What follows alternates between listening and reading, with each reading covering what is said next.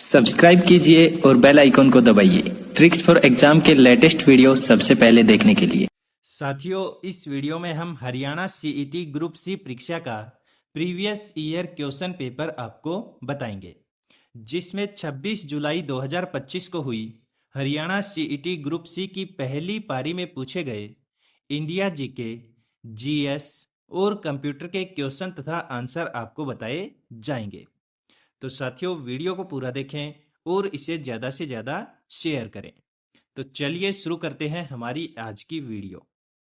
पहला क्वेश्चन, निम्नलिखित में से कौन सी नीति का उद्देश्य महिलाओं के नेतृत्व वाले स्वयं सहायता समूहों यानी कि एसएचजी के माध्यम से ग्रामीण अर्थव्यवस्था को बदलना है? तो इसका आंसर हो जाएगा ऑप्शन सी, DAYNRLM। अगला क्वेश्चन, कथन एक, प्रधान मध्याह्न रेखा याम्योत्र ग्रीनविच से होकर गुजरती है, और कथन दो है यह 0 डिग्री अक्षांश पर है। तो यहां पर साथियों कथन एक सही है जबकि कथन दो गलत है, तो ऑप्शन बी इसका सही उत्तर हो जाएगा।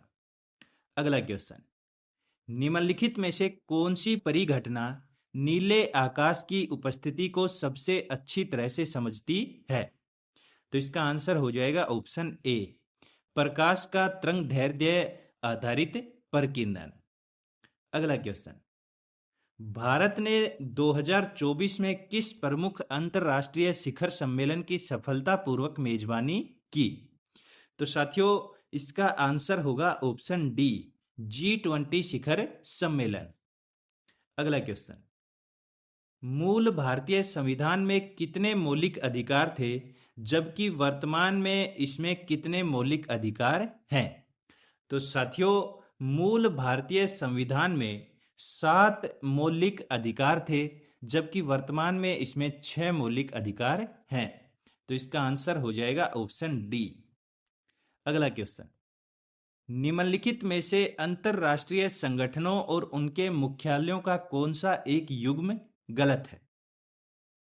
तो यहां पर साथियों option A, IAEA the Hague Netherlands, यह जो अंतरराष्ट्रीय संगठनों और उनके मुख्यालयों का युग्म है ये गलत है। तो ऑप्शन ए इसका सही उत्तर हो जाएगा। अगला क्वेश्चन, निम्नलिखित में से किस शहर को 2024 एशिया की हरित राजधानी का खिताब दिया गया?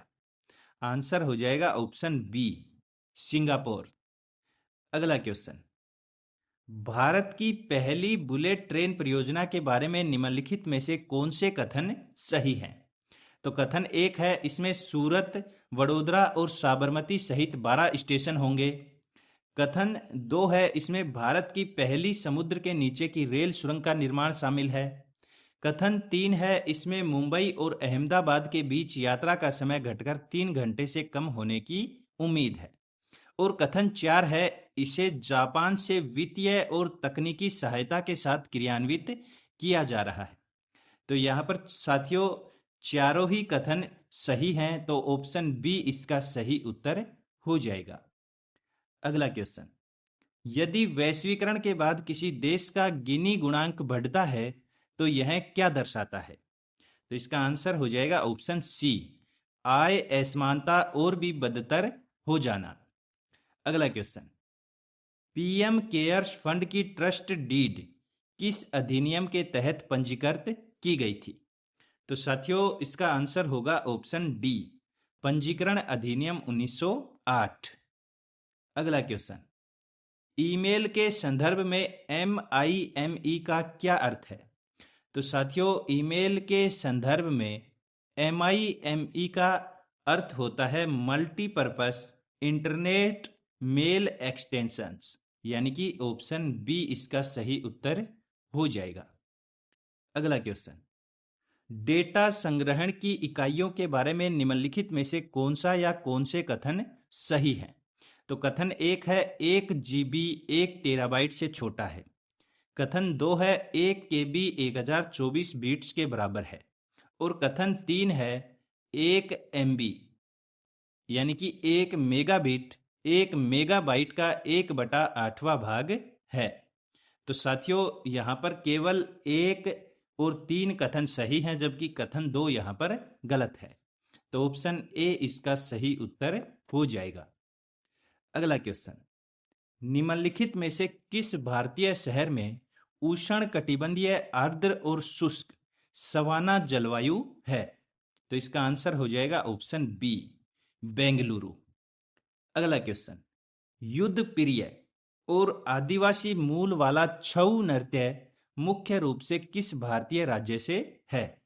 तो इसका आंसर हो जाएगा ऑप्शन बी, पश्चिम बंगाल। अगला क्वेश्चन, डिजिटल व्यक्तिगत डेटा संरक्षण अधिनियम 2023 के तहत 18 वर्ष से कम आयु के बच्चों के डिजिटल व्यक्तिगत डेटा का प्रसंस्करण करते समय निम्नलिखित में से कौन सी गतिविधि निषिद्ध है? तो इसका आंसर होगा ऑप्शन बी, बच्चों को ट्रैकिंग या व्यवहारिक निगरानी। अगला क्वेश्चन, कोपेन जलवायु वर्गीकरण में जलवायु को वर्गीकृत करने के लिए निम्नलिखित में से कौन सा कारक उपयोग नहीं किया जाता है? तो इसका आंसर होगा ऑप्शन ए, हवा। अगला क्वेश्चन, मोढेरा का सूर्य मंदिर किस स्थापत्य शैली को प्रदर्शित करता है? तो इसका आंसर होगा ऑप्शन सी, मारू गुर्जर शैली। अगला क्वेश्चन, ईमेल एड्रेस के बारे में निम्नलिखित में से कौन सा या कौन से कथन गलत है? कथन 1 है ईमेल एड्रेस में @ चिन्ह अवश्य होना चाहिए। कथन 2 है ईमेल एड्रेस केस सेंसिटिव होता है। और कथन 3 है ईमेल के टू फील्ड में केवल एक प्राप्तकर्ता हो सकता है। तो साथियों यहाँ पर कथन 1 तो सही है, जबकि 2 और 3 गलत हैं। तो इसका आंसर हो जाएगा ऑप्शन बी। अगला क्वेश्चन, एक्सेल में कौन सी सुविधा आपको सेलों को उनके मानों के आधार पर फॉर्मेट करने के लिए नियम निर्धारित करने की अनुमति देती है? आंसर हो जाएगा ऑप्शन बी, कंडीशनल फॉर्मेटिंग। अगला क्वेश्चन, निम्नलिखित में से कौन सा हाइपरलिंक का वर्णन करता है? तो यहाँ पर साथियों कथन सी, एक क्लिक करने योग्य ऑब्जेक्ट जो आपको किसी अन्य वेब रिसोर्स पर ले जाता है।